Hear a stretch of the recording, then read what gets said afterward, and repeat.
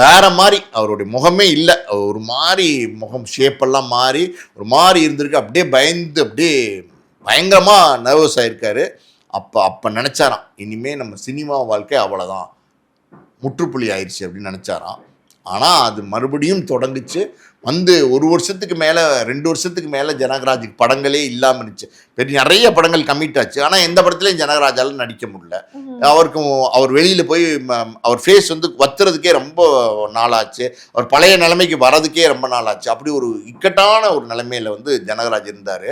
அவருக்கு அடுத்த படம் ஒன்று வாய்ப்பு வந்துச்சு. அந்த படம் வாய்ப்பையும் கொடுத்தது வந்து பார்த்தீங்கன்னா பாரதி ராஜா தான். திடீர்னு பார்த்தீங்கன்னா ஒரு டிரைவர் வந்திருக்காரு. வந்து பார்த்தீங்கன்னா, சார் பாரதி ராஜா சார் உங்களை கூப்பிட்டு வர சொல்லியிருக்காரு அப்படின்னோடனே ஜனகராஜ் போயிருக்காரு பாரதி ராஜா ஆஃபீஸ்க்கு. அவர் பார்த்துட்டு சொல்லியிருக்காரு, ஏய் மறுபடியும் படம் நடிக்கிறியா அப்படின்னு கேட்டிருக்காரு. சார் அதுக்கு தான் சார் நான் காத்துட்ருக்கேன், யாருமே எனக்கு வாய்ப்பு தரலைன்னு வருத்தத்தில் உட்காந்துருக்கேன் அப்படின்னும் போது காதல் ஓவியம்னு ஒரு படம், அதில் வந்து ராதாவுடைய கணவராக வந்து ஜனகராஜ் மறுபடியும் வாய்ப்பு கொடுக்குறாரு. அதுக்கப்புறம் அடுத்தடுத்து நிறைய படங்கள் வந்து ஜனகராஜுக்கு வர ஆரம்பிக்குது.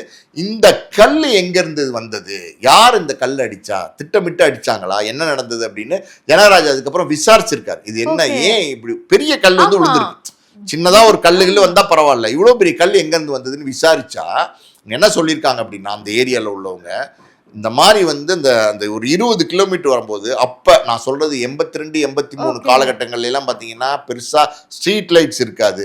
ஒரு சிங்கிள் ரோடாக இருக்கும். அதுவும் இல்லாமல் பார்த்தீங்கன்னா உங்களுக்கு வந்து டார்க்காக இருக்கும். சிசிடிவி கேமராஸ் எதுவுமே இருக்காது. ஸோ அந்த இடத்துல பர்டிகுலர் இடத்துல பார்த்தீங்கன்னா ஒரு கல் எடுத்து ஒரு கேங் கொள்ளையடிக்கிற கூட்டம். அவங்க வந்து கல்லை ஏம் பண்ணுறது எப்படின்னா, டிரைவருக்கு, வண்டி ஓட்டிட்டு வர டிரைவருக்கு, அந்த டிரைவருடைய ஃபேஸில் வந்து கல் அப்படி போய் பட்டுச்சுன்னா